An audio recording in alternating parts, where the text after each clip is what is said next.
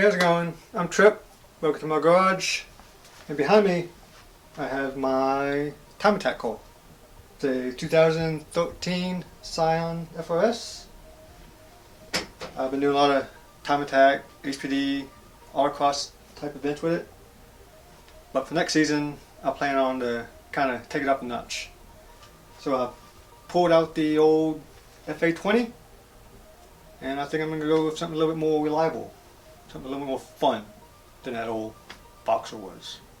See, this is a JDM K24A that I bought from JDM Orlando, and I'm going with a Honda K series for one, reliability, and two, they're very easy to find. And also, they make a lot more power, a lot more usable power than the old FA20 did. They react better with the bolt-ons, and just a overall better engine. I'm doing this with help from K-Power.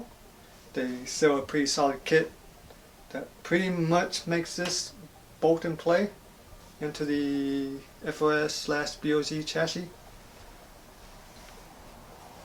which is going to replace the intake manifold, exhaust manifold, auto mounts, transmission mounts, oil pan, wiring harness, ECU. Pretty much comes with everything you need to do the swap.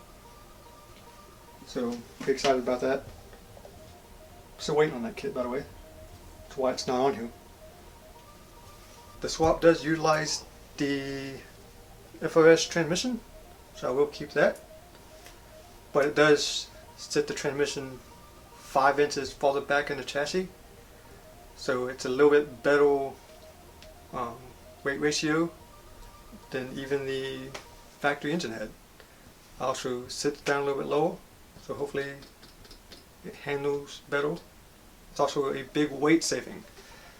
It says it's supposed to save about 150 pounds between this motor and the FA20.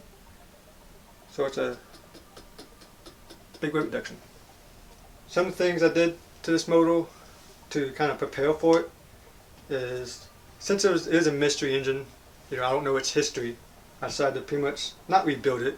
I didn't take the block apart or anything, but I did redo all the timing stuff, all the timing chains, all the gears, the tensionals, the guides. I replaced all that stuff, so it's all new. And I replaced the oil pump. I went with a Type S oil pump. It's a pretty common thing in the K series world. It's a lot smaller. It's capable of revving a lot higher than the old K24 one, which is a big monster of an oil pump. The Type S one can handle higher RPMs. You can get about an extra 1,000 RPMs just by swapping this thing out.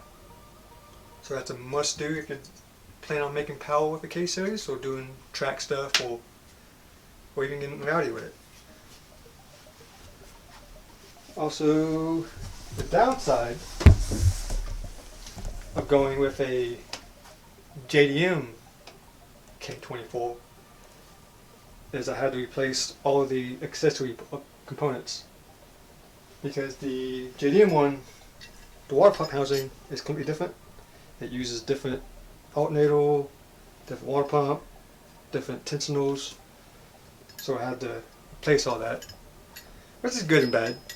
Good thing, at least now I have all brand new stuff that I can find locally, like AutoZone and Vance and stuff. Where if I would have kept the JDM one, I wouldn't have been able to find an alternator if I needed one last minute, or some of the other parts. Another thing I did is I replaced the camshaft gear, which is a pretty common thing. I don't remember which. It might have came out to RSX. I don't remember. I had to check my facts. But I went with a RBC cam gear, which gives you more timing range than the factory K24 one does. So we just have a bigger adjustment of tuning. when I go to have this thing tuned. Now if all said and done with all the K-Power components, since it's essentially coming with aftermarket headers and intakes and fuel oil and stuff like that, this should make about 230 horsepower on 93. But if I go 85, I'm hoping to find around 245 to 250-ish. It's doable, so those are my goals. And what am I doing with this? I'm currently running in Good Life Club TR. It's a time attack class where they allow motor swaps depending on size. I think the biggest swap I can do is a 2.5. I can't go anything higher than that. I can't do LS or anything crazy. Since it's a 4-cylinder car, I had to stay with 4-cylinder. And I can't go turbo since this engine didn't come turbo, and the car didn't come turbo. So I have to stay NA. I can't do any internal work, so I can't do pistons, rods, or camshafts or anything crazy like that. So this has to be somewhat factory, but I am allowed to do bolt-ons as much as I want. So hopefully I can be competitive in that class.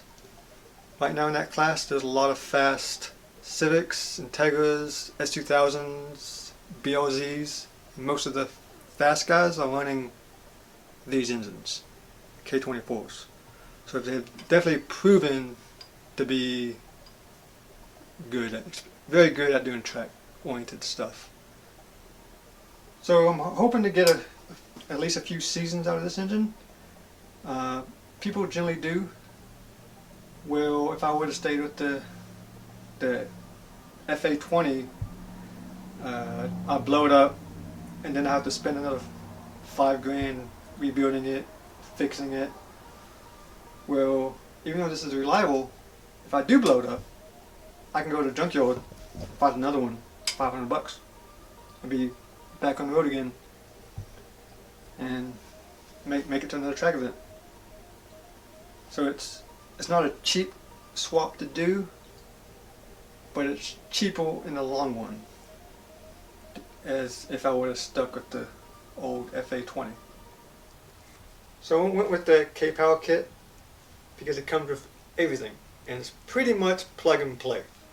Pretty much as easy as it comes.